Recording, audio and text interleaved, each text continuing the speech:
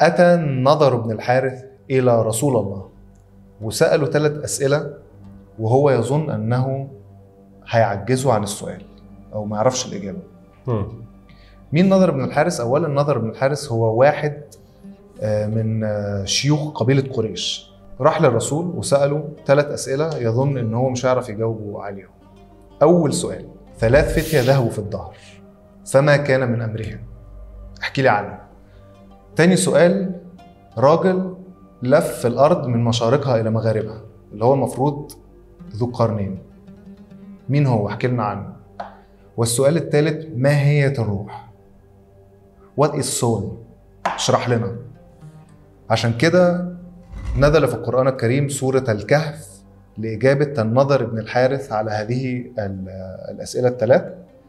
وأستاذ نضر لو أنت قاعد ممكن تسمعنا، هنجاوبك دلوقتي وهتبقى الإجابة هنقسمها على الحلقات اللي جاية إن شاء الله: قصة أهل الكهف أو فتية أفسس والإسكندر الأكبر اللي هو أغلب الظن هو ذو القرنين اللي كان بيسأل عنه الراجل اللي لف من مشارق الأرض المغربية.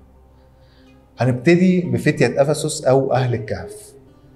قصة أصلا مسيحية، من الأدب المسيحي أو من التاريخ المسيحي حسب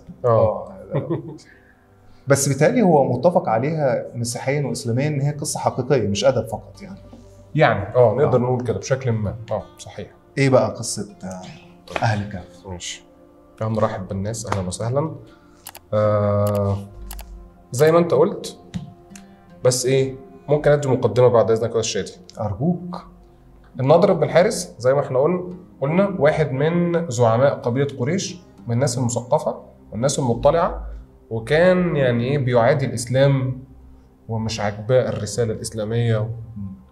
كان راجل يعني من زعماء قريش، من الكفار التقليديين، الستيريوتايب للكفار اللي احنا عارفينها. ايوه، اللي هو بتبقى حواجبه تخينه ده في الشكل بتاع الافلام في السينما. في الواقع بقى ما اعتقدش ان هو كانوا كده يعني. هو راجل كمان زي ما انت قلت من الشيوخ، يعني راجل ليه مكانه كبيره، هو من بيت او من البيوتات العاليه في قريش، يعني ينتمي الى بني عبد الدار، وهم من نسل قصي بن كلاب، وده زعيم قريش الاكبر والاهم، وهو الجد الخامس للرسول كمان، فهو بيشترك مع الرسول في الجد الخامس. فهو بشكل ما قريب للرسول. انت كنت جبت لي اسمه ايه ده، شهاده الميلاد بتاعته، قلت لي اسمه لغايه 9 جد. ايوه، هو اسمه النضر بن الحارث ابن علقمه ابن كلده ابن عبد مناف ابن عبد الدار ابن قصي بن كلاب ابن مرة ابن كعب ابن لؤي ابن غالب ابن فهر الى اخره. رعنك ان هو نفسه يكون عارف اسمه. راجل بدوي عربي كده عارف اسمه. والرسول هو سيدنا محمد بن عبد الله بن عبد المطلب ابن هاشم ابن قصي ابن هاشم ابن عبد مناف ابن قصي بن كلاب ابن مرة. فهم الاثنين بيجتمعوا في الجد قصي بن كلاب. هو زي ما قلت هو كان بيعادي الاسلام وقصد ان هو يحرج الرسول، وكان بيسافر دايما لبلاد الشام. كان راجل تاجر وغني، كان بيسافر لبلاد الشام ومطلع على الثقافات المسيحيه واليهوديه بشكل كبير جدا. بيسافر الى بلاد فارس وكان بيحدث الناس بالاساطير الفارسيه، ويقول يعني القصص الاسلاميه بتقول لنا ان هو كان احيانا لما الرسول يبقى قاعد في قريش في مكه ويبدا يخبر قريش بالقصص اللي موجود في القرآن، يبشرهم ينذرهم وما إلى ذلك، يعني هو كان بيقعد في مجلس آخر ويطلب من قريش إن هم ييجوا يقعدوا معاه وينبئهم هو كمان بقصص، لكن قصص من أساطير الفرس أو أساطير الشام وغيرها من البلاد اللي كان بيسافر ويجي لها ويروح لها. جميل. القصة بتقول لنا الإسلامية إن هو لجأ إلى اليهود علشان يملوه أسئلة يروح يسألهم للنبي ويحرج بهم النبي. فاليهود قالوا له ال3 أسئلة اللي انت قلت عليهم: فتية ذهبوا في الدهر فما كان من أمرهم، رجل طواف بلغ مشارق الأرض ومغاربها، وما هي الروح. بس بتهيألي إن الفكر ده وطريقة السؤال مش طريقة فكر يهودي خالص. بالظبط، ده فكر مسيحي. ده فكر مسيحي 100%، والقصة قصة مسيحية.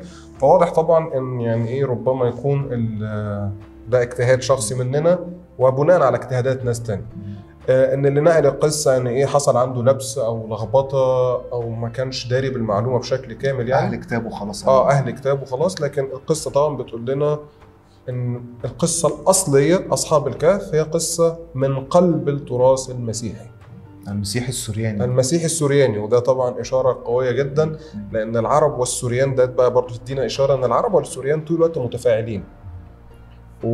والقصه بعد كده حصل عليها اختلافات. خلينا نقول القصه بعد كده ايه هنفهم اكتر يعني. القصه زي ما احنا قلنا بيجي الرد فيها بعد كده من خلال سوره الكهف اللي بتجاوب على الثلاث اسئله: سؤال الفتيه، وسؤال الرجل الطواف، وسؤال الروح.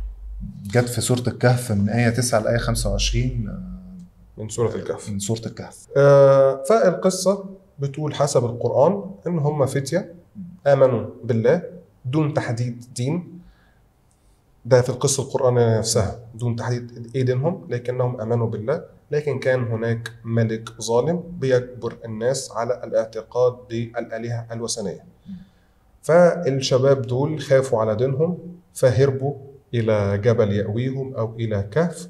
وفي الكهف حصلت المعجزة إن هم ناموا لمدة قرون طويلة جدا، وبعد كده صحيوا من النوم. طبعا في القصص القرآني بتتكلم بتفصيل أكتر، احنا بنقول القصة باختصار عشان معظم الناس طبعا عارفينها. وسورة الكهف سورة زي كل سور القرآن سورة مهمة، لكن هي سورة ليها يعني أهمية خاصة إن هي معظم الناس بتشغلها في بيوتها يوم الجمعة خاصة يعني. فبيصحوا بعد قرون من النوم فبيسألوا كم لبثنا، فبيقول ربكم أعلم بما لبثتم. وده أول حاجة مهمة، أن القرآن لم يحدد المدة الزمنية رغم أنه هو قال 300 سنين وازدادوا 9، لكن بعد كده بيقول ربكم أعلم بما لبثتم، أنه هو عشان ينفي عن نفسه أنه هو بيقول الرقم بالضبط. بعد كده الفتية بيخرجوا، واحد منهم بيقول لهم خدوا فلوس حسب القصة القرآنية وروحوا اشتروا لنا أكل، احنا صاحيين جعانين جدا. فواحد منهم بيصحى ينزل يروح السوق يشتري. بيلاحظ طبعا هم في أفسس حسب القصة أو التفسير يعني، فقرية صغيرة، قرية من قرى أفسس يعني. فبيلاحظ إن الوجوه متغيرة، مش هم دول أهل البلد اللي يعرفهم، مش ده البقال ولا ده الجزار ولا ده مش عارف إيه. بيروح يشتري بالفلوس، فالناس بتمسك الفلوس تقول له أنت جايب الفلوس دي منين؟ دي فلوس قديمة، هل لقيت كنز؟ بيبدأوا يتجمعوا حواليه. فبيحكي لهم القصة احنا كنا هربانين من الملك. فبيقول لهم ملك ايه ده ملك قديم قوي، ميت بقاله كذا سنة. احنا دلوقتي عندنا امبراطور راجل مؤمن راجل مسيحي وراجل مسيحي وبيرجع للكهف. وبعد كده بتحصل يعني معجزة مرة أخرى، إن هما بعد ما الناس بتعرف إن هما دول اللي كنا نسمع إن هما هربوا زمان صحيوا مرة تانية، بيموتوا الموتة الأخيرة، وبعد كده بيتبني عليهم مكان للصلاة والعبادة. دي القصة القرآنية باختصار. لكن بقى في حاجة، إن القرآن زي ما قلنا قال ربكم أعلم بما لبثتم، وبعد كده واضح إن كان في جدل في عدد الأشخاص اللي ناموا. الشهير طبعا إن هم كانوا 7، حتى عندنا بيتقال عليها قصة النيام ال7. لكن في القرآن كان واضح كمان إن هو لن يحدد عددهم، زي إن هو لم يحدد عدد السنين اللي هم لبثوا فيها، فقال قل ربي أعلم بعدتهم. بس في القرآن كان محدد اللي معاهم كلب، ده زيادة عن بالظبط أيا كان الرقم، بس فيه كلب بالظبط. وده اللي اتعمل تقريبا في فيلم، أنا دخلت الفيلم ده سينما، فيلم خالد النبوي الأخراني، أهل الكهف. كان معاهم كلب وكان معاهم طفل وراجل عجوز، يعني دي دراما، حبكة درامية زيادة، بس كان معاهم. انا ما اعرفش، لكن انا قريت مسرحيه اهل الكهف بتاعت توفيق الحكيم، مش عارف لو كانت متاخده عنهم او لا. متاخده، الفيلم متاخد عن مسرحيه توفيق الحكيم. مسرحيه رائعه جدا، اللي بيحب الادب وبيحب توفيق الحكيم يقراها. هي لطيفه صغيره جدا، ممكن واحد يخلصها في قعده. وفيها كمان يعني ايه، توفيق الحكيم مدخل فيها قصص حب، مدخل فيها صراعات ما بين الراجل فيه. كان انا طبعا مش فاكر التفاصيل بالظبط، حاجه من قريتها اكتر من 20 سنه. فكان في راجل مؤدب اللي هو بيؤدب بنت الملك او الامير، ده كان راجل مؤمن بالاساطير، وفي واحد تاني مؤمن بالعلم وبالعقل، وفي نزاع. فكان عاملها كده بشكل جميل جدا. كان في توأم. وفي المسرحيه حتى ان هو المسرحيه المكتوبه يعني، ان واحد راح للبنت اللي بيحبها فقابلها واتخض ان هي لسه عايشه وموجوده، اكتشف ان هي حفيدتها حاجه كده يعني. كانت يعني ده كان خالد النبوي في الفيلم فعلا. ماشي. فهي دي القصه بس اللي اختلفوا يعني مذكوره في القران. في اختلاف عليهم بس اساميهم معروفه. بالنسبه للقصص المسيحي اسامي الناس دي معروفه. ما احنا عندنا حاجه بقى، هنلاقي ان زي ما القران بيقول يعني، او في التراث العربي بيقول ان كان في اختلاف بين الجماعات المسيحيه اللي موجوده في الجزيره العربيه. فاحنا عندنا مسيحيين نجران اللي في جنوب الجزيره العربيه مثلا كانوا بيقولوا ان هم 3. كان عندنا النساطره، وهي ديت يعني ايه زي ما المسيحيين الارثوذكس بيقولوا ان هي هرطقه مسيحيه، بس كانت منتشره في الفتره دي جدا، كانوا بيقولوا ان هم 5. وكان في طبعا كنايس كتير بتقول ان هم 7. فاحنا عندنا روايه بتقول ان هم 3، وروايه بتقول ان هم 5، وروايه بتقول ان هم 7، وفي ناس كانوا بيقولوا ان هم 8. فطبعا يعني ايه المتماحص كده في القصص القراني هيعرف دايما ان القران غير مهتم دايما بالتفاصيل، لكن بالحكمه من وراء القصه والعظه من وراء القصه. هو ده اللي المفروض يكون في كله. بس يعني الاختلاف اللي حصل ده كان اختلاف في مرحله متقدمه من يعني بعد القصه بفترات طويله، لان الناس اللي كتبوا القصه وكانوا موجودين قريب من الحدث في الزمن يعني كلهم كانوا متفقين على عدد هم في القصص المسيحي القديسين، او اللي هم اهل الكهف او الفتية. انت عندك مثلا البطريرك زكريا الفصيح من كنيسه انطاكيا، ده مؤرخ سورياني كتبها سنه 536. كتب نفس الكلام اللي كتبه الاسقف يوحنا الافسوسي اللي هو اسقف افسس. نفس الكلام ونفس العدد اللي كتبوا عنه في تاريخ ابن العبري. هو نفس الكلام ونفس الارقام ونفس الاسامي بتاع القديسين اللي كتب في كتاب الراهب الرهاوي يعقوب السروجي، وكل اللي هو القصص الاصليه كلهم متفقين على بس في حاجه بقى هنا، يعني مثلا عندنا يعقوب السروجي. يعقوب السروجي ده شخص مهم جدا يعني. واضح كده من بنيان القصه ان هو بيحكيها ان هي مثل. مش اي حد طبعا عارف المسيحيه عارف اهميه الامثال في المسيحيه يعني. بس يعقوب السروجي كتبها في شكل شعر، فهو كده هيبقى شكل ادبي الحدوته. فيعني هل هي قصه حقيقيه بالنسبه للادب المسيحي، ولا هل هي مثل او قصه للعظه؟ انا ما اعرفش الحقيقه. هو لا، في المسيحيه في السنكسار القبطي انا كنت بتفرج على لقاء الاب كاهن اسمه يوحنا الحومي. ايوه صح، انا قلت لك قبل ما نصور. لا كان بيتكلم ان هو في السنكسار القبطي ده اللي هو الكتاب اللي فيه السير تاريخيه حقيقيه، مش ادب يعني. فكان بيتكلم لا ان هم الكنيسه معترف بيهم كقديسين وليهم شفاعه الكنيسه القبطيه زيهم زي بقيه القديسين المعروفين في الكنيسه القبطيه. فبالنسبه للكنيسه هي قصه حقيقيه. هو اللي احنا نعرفه ان هو بالنسبه للكنيسه ان هو في عصر الامبراطور ديسيوس، او بيتقال عليه احيانا ديكيوس امبراطور ديسيوس او امبراطور ديكيوس، هو نفس الشخص يعني.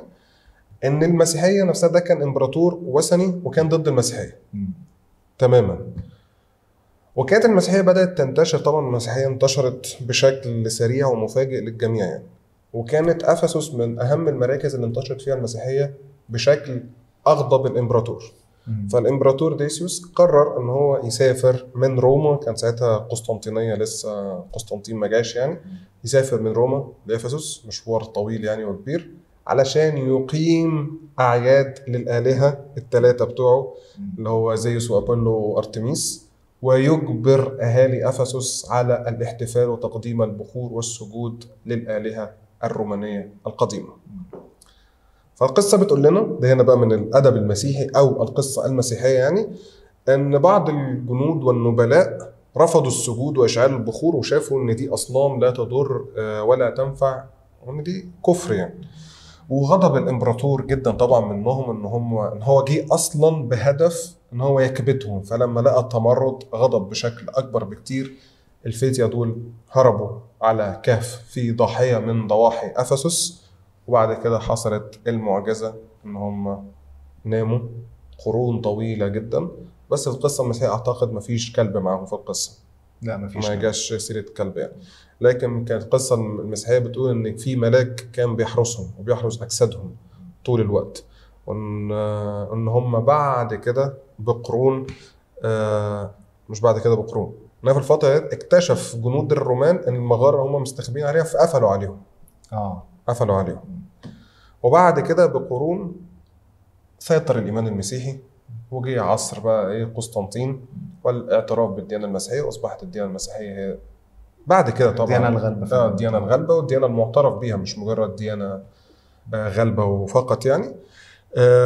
لغايه ما بيجي الامبراطور ثيوديسيوس، وده كان امبراطور مسيحي مؤمن مخلص لعقيدته. وفي عصره تم احياء الفتيه السبعه، هم 7 بقى دلوقتي ايه خلاص الفتيه السبعه، فتيه افسس تم احيائهم مره اخرى، ونزلوا للمدينه، والكل شهد ان هم دول اللي كانوا الابطال اللي رفضوا ان هم يسجدوا للآلهة قديما وهربوا. هم دول عادوا مرة اخرى للحياة. طب وازاي فتحوا الحيطة اللي كانت مبنية عليهم؟ القصة بتقول لنا ان الحيطة طبعا فعل الزمن هم قعدوا قرون يعني تهدمت، واجزاء منها سقطت كتير يعني. وكان في راعي اغنام في المنطقة دي، ولاحظ انه موجود يعني جدار يريد أن ينقض حسب يعني برضو آية في القرآن يعني. فراح مسك الحجارة ديت، وكان عايز يبني حظيرة ليه، واستخدم الأحجار ديت في بناء الحظيرة. وهو فك عنهم الحيطة، ولقى الورقة اللي كان كاتبها الإمبراطور ديسيوس اللي هو المساعد بتاعه، لأن ديسيوس كان أصلا عايز يموته بالظبط. ورقة من الإمبراطورية يعني بتحكي ان قصة هم دول الفتية السبعة اللي خرجوا عن الدين الروماني والتجأوا الى الكهف هربانين مننا واحنا بنحبسهم، وبيحكي القصة بتاعتهم. فهم لما صحيوا ونزلوا للمدينة وخرجوا من بقايا الجدار ده، والناس راحت يعني تكتشف، هم زي القصة القرآنية برضو، نزلوا لقوا معاهم عملات مختلفة. ناس انتوا مين؟ ايه الحكاية؟ بدأوا يحكوا احنا هربانين من الامبراطور ديسيوس. ايه ديسيوس ده مات بقاله قرون، واحنا دلوقتي في عصر ثيوديسيوس، والايمان المسيحي عاد مرة اخرى، او انتصر، مش عاد مرة اخرى، انتصر يعني.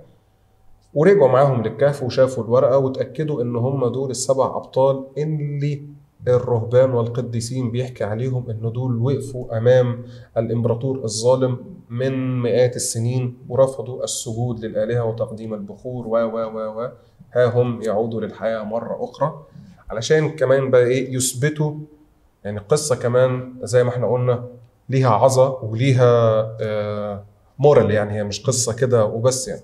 فالهدف من القصة كان يعني إيه تأكيد لعدة أشياء بالنسبة للمسيحيين في الوقت ده، أو تبقى رد من المسيحيين على المخالفين لهم. أول حاجة هي عقيدة البعث، لأن زي ما احنا عارفين إن كتير من فرق اليهود بينكر البعث، أو مش مذكور عندهم في إيمانهم أصلا إن في بعث. يعني ممكن يكون موقفهم مش لازم إنكار، لكن موقف سلبي مش بيذكروه. زي الصدقيين.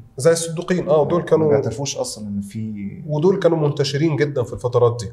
فكان غالبية اليهود بينكروا البعث، فكانوا بيأخذوا على المسيحية إن أنتوا يعني دين جديد يعني هرطوقي ودين إبراهيم يعني خارج من نفس النسق الديني بتاعنا، وبتقولوا حاجة جديدة يعني. فكانت القصة ديت أن هو بشوفنا بعينينا ناس ماتت وصحت مرة أخرى في حياتنا، فما بالك بما بعد الموت الكبير والحقيقي يعني. فده لتأكيد عقيدة البعث. وماتوا وقعدوا شوية، ده قعدوا 196 سنة جوه الرواية الحقيقية، الرواية المسيحية. بتقول ان هم قعدوا 196 سنه يعني. خرجوا مش عارف سنه 446 او 443 يعني المفروض 446 حللوا يعني اجسادهم تحللت يعني كمان تحللت يعني. والعظم قرب يروح كمان طبعا. فدي مثلا من الاهداف بتاعت القصه. الهدف الثاني هو ان مفيش حاجه بتروح سدى او هدر. يعني هم دول ناس كانوا في الرعيل الاول من المسيحيه، كافحوا وقفوا قدام الاضطهاد وقالوا كلمتهم، وإن ماتوا لكن بعد موتهم بسنين انتصر الإيمان المسيحي واللي سيطر وغلب على الكفر بسبب ظلم و فيعني الأبطال اللي احنا بنشوفهم في حياتنا وبيموتوا واحنا شايفين هم بيموتوا كده for nothing، دول دلوقتي for nothing، وبعد 20 سنة وبعد 50 سنة، لكن العملية تراكمية، لأن مش دول الشهداء الوحيدين اللي موجودين في المسيحية، في أو في غيرها طبعا من الديانات والفلسفات و مع العملية التراكمية في الآخر الفكرة دايما بتنتصر يعني. وإن الاستشهاد يعني في سبيل الحق كده كده سيؤتي ثماره ولو حتى بعد قرون عديده يعني. استشهدوا في سبيل حاجه هم مؤمنين بيها يعني، بيعتقدوا ان هي الحقيقه طبعا. انت كنت عارف اساميهم السبعه. قلت لي اللي انت اساميهم السبعه بالنسبه للقصص السورياني اللي انا حكيت لك عنهم، اللي هم الناس اللي احنا بنستشهد بيهم يعني. هم ماكسيميانوس، ديونيسيوس، أنطونيوس، يوحنا، قسطنطين، تمونجيلوس، مارديوس. اوكي، دولت السبعه اللي هم متفق عليهم في الروايه السوريانيه. طب انا اسالك سؤال كمان بقى. ايه الفرق ما بين الروايه السوريانيه والروايه القبطيه؟ مفيش فرق. الروايه القبطيه متاخده من الروايه السوريانيه، ولكن القصه الحقيقيه اللي هي متاخده زي ما قلت لك من مثلا يعقوب السروجي وابن العبري تلاقيهم كلهم متفقين على احداث واحده، على كلام واحد، على هو ده الحقيقي. ده اللي مش موجود في السنكسار دلوقتي. ولكن قبل السنكسار ما يتعدل سنه 1936 كانت موجوده القصه اللي انت هتقراها في المجلدات بتاعت الناس القديمه. يعني بعد سنه 36 حصل تغيير في القصه شويه، اضافات يعني اضافات، تهاميش لبعض التفاصيل، حاجات زي كده. بس خيال شعبي نقدر نقول ايه. بالظبط، دخلها الخيال الشعبي. التدين الشعبي. اوكي. بس ده بيحصل دايما يعني، بيحصل في اي نسخه منقاه من اي كتابات، لان السنكسار مش كتابات دينيه يعني، مش كتابات موحى بها من الله، هو تاليف بشري برضه يعني، في واحد جمعها بالظبط. فهي دي القصه. فهي دي قصه اهل الكهف. السؤال الاول للنضر بن الحارث. السؤال الثاني اللي هو رجل طواف بلغ مشارق الارض ومغاربها، ده هنجاوب عليه في حلقه مختلفه. احنا هنا طبعا بنحكي القصه التاريخيه مش القصه الدينيه. احنا واخدين سوره الكهف واخدين الاسئله الثلاثه بتوع النضر بن الحارث كحجه عشان نحكي الكلام ده.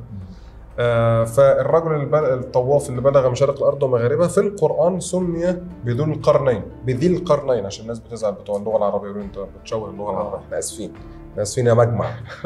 مجمع اللغوي. واسمها قل يا راوي مش قول يا راوي. على فكره البرنامج كله مبني على باطل بالنسبه لبعض الجماهير. احنا عارفين ان هو مش على باطل، كلامنا 100. فذو القرنين هو طبعا في اختلاف كبير جدا هو مين. الروايه الاشهر بتقول ان هو الاسكندر الاكبر، والروايه الاقل شهره بتقول ان هو الملك كورش العظيم، ملك فارسي مهم وعظيم جدا، ومنقذ اليهود صحيح. والروايه الثالثه وهي الاقل شهره ان هو واحد من تبابعه اليمن، واحنا كنا مره عملنا حلقه عن اليمن منفصله، ومره ثانيه عملنا حلقه عن التبع حسان اليماني وزرقاء اليمن. الثلاثه ليه بيتقال عليهم ان هم ذو القرنين؟ تشرب كوبايه قبل ما الحلقه تخلص. ايوه نلحق نشرب كوبايه في السريع. ليه الثلاثه بيتقال عليهم ان هم ذو القرنين؟ ليه؟ اولا ان الثلاثه كانوا ملوك عظماء، فتوحاتهم العسكريه كانت منتشره جدا، فبلغوا مشارق الارض ومغاربها فعلا. والاهم ان الاول الاثنين يعني التبع اليماني ما عندناش اركيولوجي كتير عنه، ان في بعض العملات كانوا بيتم تصوير الاسكندر المقدوني او كورش العظيم هو في قرون جنب راسه. لكن اللي هيرجع برضه لحلقاتنا، احنا الحمد لله بدانا ان يبقى عندنا رصيد من الحلقات ونفضل نقول يعني، اللي هيرجع لملحمه جلجامش، هي حلقه حلوه قوي يعني، هيلاقي ان انكيدو كان بقرون. واتكلمنا ساعتها ان ديت كان بيبقى ليها نوع من انواع القداسه. ففي الثقافات القديمه كان يعني ايه اعطاء الشخص قرون مش معناه دلوقتي ان هو اوراني ولا بقرون زي ما هو قوي زي الطور، معناه ان هو قوي ومتصل بالسماء، لان هو حتى الطور السماوي، البقره السماويه في الديانات القديمه كلها الطور والبقره دول حاجات. الانتنه بتاعته. ايوه الانتنه، يا سلام عليك. بيتواصل. على فكره في عاشور كان فيلم اسمه ايه؟ عاشور الناظر صلاح الدين. التتار لما دخلوا كانوا لابسين قرون بالظبط. يعني فدي كانت موجوده في الثقافات القديمه كله عنده انتنس. فان شاء الله الحلقه القادمه هتبقى عن ذو القرنين، مش ذو القرنين بقى، هتبقى عن الاسكندر الاكبر، واحنا اللي بعدها عن كورش، وبعد كده نتكلم عن كورش ان شاء الله كمان يعني. حاجه كمان بس نقولها كده في الاخر، ما تنسوش تعملوا شير، ارجوكم سبسكرايب، وكومنت لو عندك اي تعليق او عايز تسالنا على اي حاجه، واحنا هنبقى بنتابع معاك وبنجاوب على كل اسئلتكم. واتبسطت كالعاده معاك في الحلقه يا كريم. شكرا جدا يا شادي، وانا كمان انبسطت. اشوفك في حلقه الاسكندر ان شاء الله. شكرا جزيلا، شكرا، مع السلامه.